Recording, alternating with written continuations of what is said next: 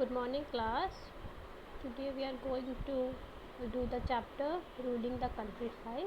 ठीक है, इसके कुछ टॉपिक्स हम लोगों ने कवर कर लिए हैं, जैसे कि revenue collection under the British, the permanent settlement, Mahalwari settlement, रॉडबरी settlement and effects of colonial agrarian policies, growth of cash crop. ठीक है, आज हम ये टॉपिक से स्टार्ट करेंगे इंडिगो प्लांटेशन. सो आप लोग अपनी बुक्स ओपन कर लो and let us start. Okay, indigo plantation. In this lesson, the example of indigo cultivation is taken to describe how the British convinced or forced local cultivators to grow certain crops. ठीक है, previous class में हमने discuss किया था कि जो British है उन्होंने फार्मर्स को और पेजेंट्स को बोला कि वो सर्टेन क्रॉप्स को ही ग्रो करें. ठीक है, और वो सर्टेन क्रॉप्स को इसलिए ग्रो करें क्योंकि it will help the British companies, it will serve as a raw material for the British companies. ठीक है, मगर इन सब ग्रो करने के लिए, सब फ्रेश क्रॉप्स को ग्रो करने के लिए फार्मर्स वर नॉट रेडी. ठीक है, फार्मर्स को कोई फ़ायदा नहीं हो रहा था, मगर it was under the pressure of the British rule. ठीक है, तो let us take an example of indigo plantation. ठीक, demand of Indian indigo. Indigo plant grows in tropical climate. A blue dye is made from indigo. Another plant named wood grows in Europe. Wood also produces a violet dye, but the quality of indigo dye is superior compared to the dye from the wood. Initially, the wood producers pressurized their government to make restriction of import of indigo. Since the quality of indigo dye was so good, manufacturers pressurized the governments to ease those import restrictions. Some European countries started producing indigo in Caribbean islands and in some Latin American countries, but production from those countries was not sufficient to meet the demand. Growth in textile industries and demand for cotton clothes further increased the demand for the Indian indigo. ठीक है, Britain में Indigo का बहुत demand था. ठीक है, Indigo जो plant है वो ग्रो करता है ट्रॉपिकल क्लाइमेट में, और इंडिगो से एक ब्लू कलर की डाई बनती है. ठीक, अब यूरोप में एक ब्लू कलर की डाई प्रोड्यूस करने के लिए एक प्लांट था जिसका नाम था वोड, WOAD. ठीक है, वो भी प्रोड्यूस करता था ब्लू डाई, लेकिन उसकी क्वालिटी बेटर नहीं थी. इंडिगो की क्वालिटी बेटर थी दैन वोड. ठीक है, तो जो वोड के प्रोड्यूसर्स थे उन्होंने गवर्नमेंट को प्रेशराइज किया जो रिस्ट्रिक्शंस हैं टू मेक रिस्ट्रिक्शन. ठीक, उसके इंपोर्ट के रिस्ट्रिक्शन, इंडिगो का जो इंपोर्ट है उसमें रिस्ट्रिक्शंस लगाए. ठीक है, अब इंडिगो डाई की क्वालिटी बहुत अच्छी थी एज़ कम्पेयर टू वोड. अब देखिए, मैन्युफैक्चर जो थे उन्होंने प्रेशराइज किया गवर्नमेंट को कि ईज़ कर दे इंपोर्ट की रिस्ट्रिक्शंस. ठीक, कंपनी लोग कह रहे हैं कि आप बढ़ा दें रिस्ट्रिक्शन, मगर जो मैन्युफैक्चरर्स चाह रहे हैं कि इंडिगो के रिस्ट्रिक्शंस में इंपोर्ट को ईज कर दें.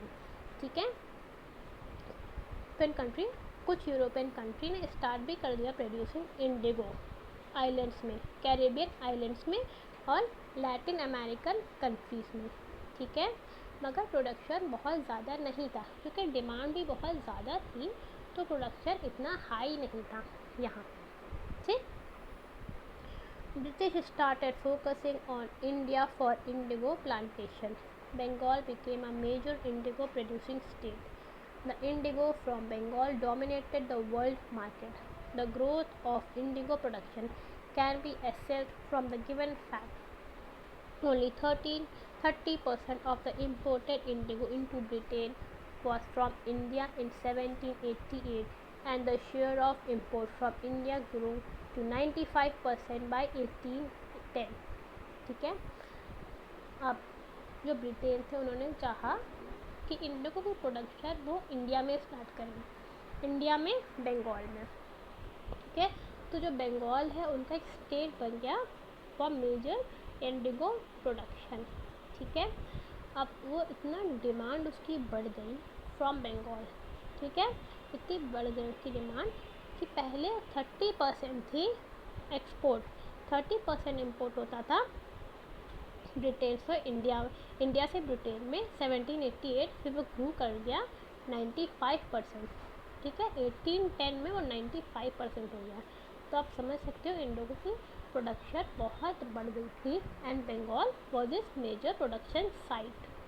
ठीक है, indigo cultivation. Indigo was grown in India by two methods, by niche and roti. Under the niche method, the planter directly controlled the land under cultivation. He either bought the land from the zamindars or rented it and produced indigo by directly employing hired laborers.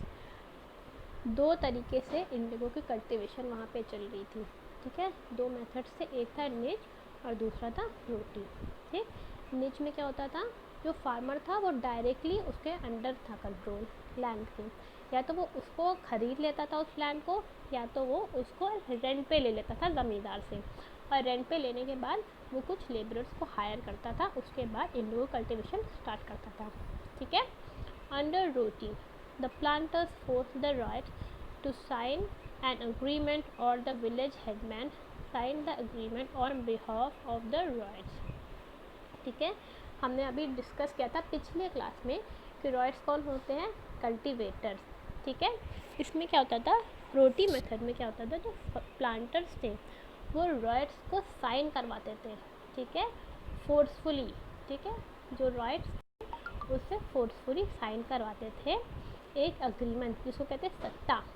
ठीक, और the village headman, या तो riots या तो कोई village headman, वो sign करते थे agreement on the behalf of rights. ठीक है, those who sign the agreement got loans at a low rate of interest. In return they had to cultivate indigo on 25% of the land holdings. The planters insisted that indigo should be cultivated on the best soil in which the peasants wanted to cultivate rice.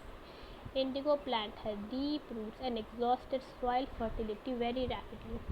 After the indigo harvest, the land could not be sown with rice. ठीक है, अब इसमें देखिए, riots लोगों को force किया जाता था कि आप इंडिगो की प्रोड्यूस करें।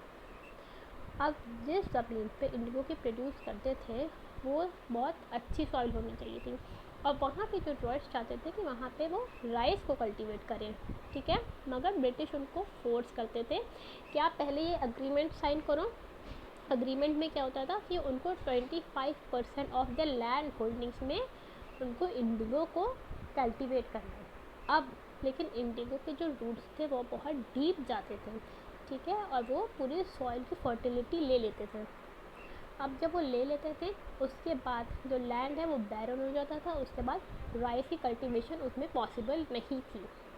ठीक है ना, इंडिगो रिवोल्ट और blue rebellion. An important rebellion took place at Bengal in 1859 called Indigo Revolt. The word indigo is derived from a Greek word indikon, which means from India. ठीक, 1859 में बंगाल में एक रिवोल्ट स्टार्ट हुआ, indigo revolt. Indigo से क्या मतलब है, indigo एक ग्रीक वर्ड है, is derive from a Greek word indikon which means कि फ्रॉम इंडिया। ठीक है, indigo is a natural blue dye used for coloring clothes. Indigo was the first crop to be grown by the British cultivators. Thousands of peasants refused to grow indigo anymore because cultivation of indigo makes the land barren.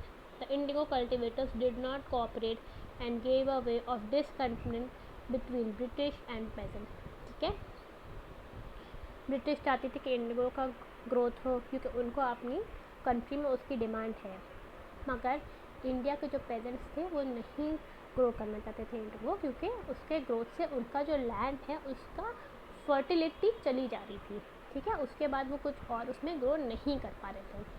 ठीक है, तो उसके वजह से British में और pageants में थोड़ी डिसकंटेंटमेंट थी। ठीक है, in 1860 the angry rebellions dragged the cultivators and beat them up. On the same day 3,000 rebellions went on a march and the police could not take any action. Later, on 20th March, they attacked a factory with spears and swords. They also attacked the Lokhanatpur and Chadapur factory. Even women took part in the revolt. अब देखिए, क्योंकि इतना resentment होना था British में और pageants में, तो एक रिवोल्ट ब्रोकआउट हुआ.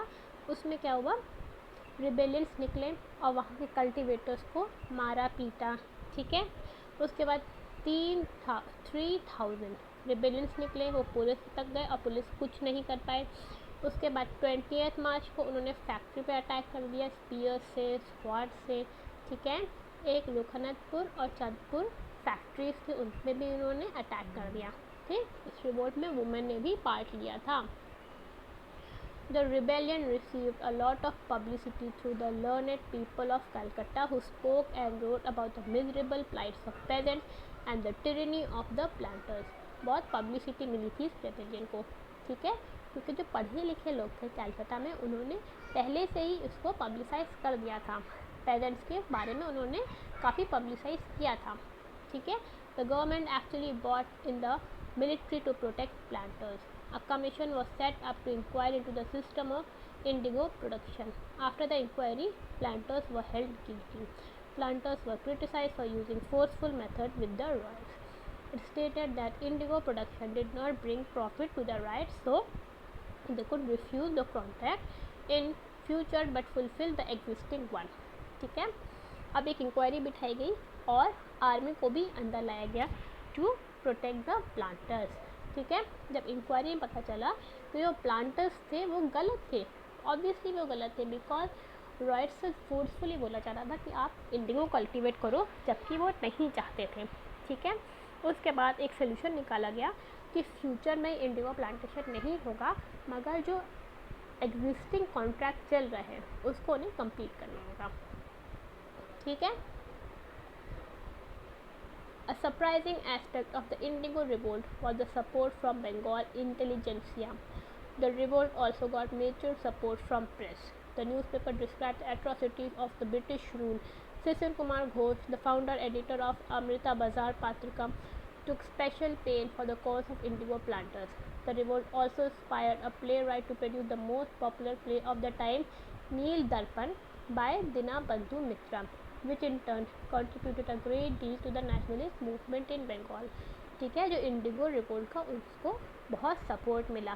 ठीक है. कहाँ से, बंगाल इंटेलिजेंसिया से. ठीक है. प्रेस से, न्यूज़पेपर से. ठीक है. फाउंडर एडिटर थे अमृता बाजार पत्रिका का. ठीक है. न्यूज़पेपर के फाउंडर एडिटर थे सिसिर कुमार घोष.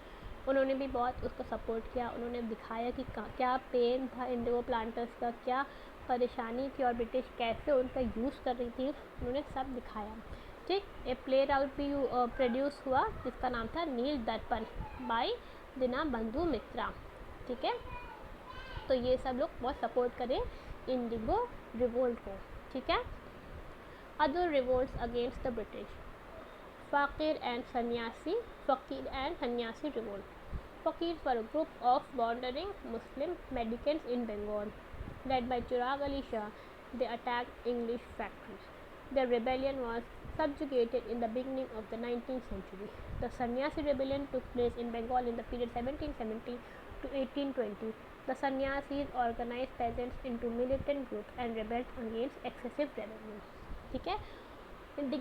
इंडिगो रिवोल्ट के साथ कुछ और रिवोल्ट्स भी हुए थे उसी टाइम पे. एक फ़कीर का रिवोल्ट हुआ था जो कि मुस्लिम मेडिकेंस थे बंगाल में. ठीक है.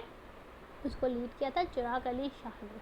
उन्होंने क्या किया, इंग्लिश फैक्ट्रीज पे अटैक किया. ठीक. लेकिन ये रेबेलियन को रोक लिया गया at the beginning of 19th century.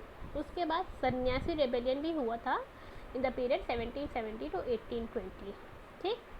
और ये लोग ने किस लिए रिवोल्ट किया था, क्योंकि ब्रिटिश बहुत एक्सेसिव रेवेन्यू ले रही थी, इसलिए उन्होंने रिवोल्ट कर दिया था ना. The फराजी rebellion. Dadu Miyan united all farmers and started a movement in the Faridpur district of East Bengal. The farmer refuse to pay taxes or obey the orders of the landlords. Miah called upon peasants not to pay land revenue or to sow indigo. However, Indians were unhappy due to the exploitative British policy. They failed to protest in an organized way, and they failed to have impact on the increasing mind of the British. ठीक. अब देखिए एक और rebellion हुआ था जो कि है फराजी रिबेलियन. दादू मियाँ थे, उन्होंने सारे फार्मर्स को यूनाइट किया. ठीक. फरीदपुर डिस्ट्रिक्ट में ईस्ट बंगाल के। उन्होंने सारे फार्मर्स पर यूनाइट किया कि वो हाई टैक्सेस वो नहीं देंगे और सारे ऑर्डर्स नहीं मानेंगे लैंडलॉर्ड के, ठीक, और उसके साथ ही इंडिगो को भी सो नहीं करेंगे, ठीक। इंडियंस बहुत ही अनहैप्पी थे क्योंकि ब्रिटिश की पॉलिसी बहुत ही एक्सप्लॉयटेटिव थी, ठीक, उनको बहुत दबा रही थी। मगर इस प्रोटेस्ट में बहुत ऑर्गेनाइजेशन नहीं था, बहुत ऑर्गेनाइज वे में ये नहीं हुआ था, इस वजह से ये प्रोटेस्ट फेल हो गया, ठीक। तो बहुत इम्पैक्ट ये प्रोड्यूस नहीं कर पाया, ठीक है। So today we will keep it here and we have completed this chapter. In the next class we will do its exercises, ठीक है। मैं आपको वो एक्सरसाइजेस भेज देती हूँ जो आपको होमवर्क के लिए करना है। Okay, good bye.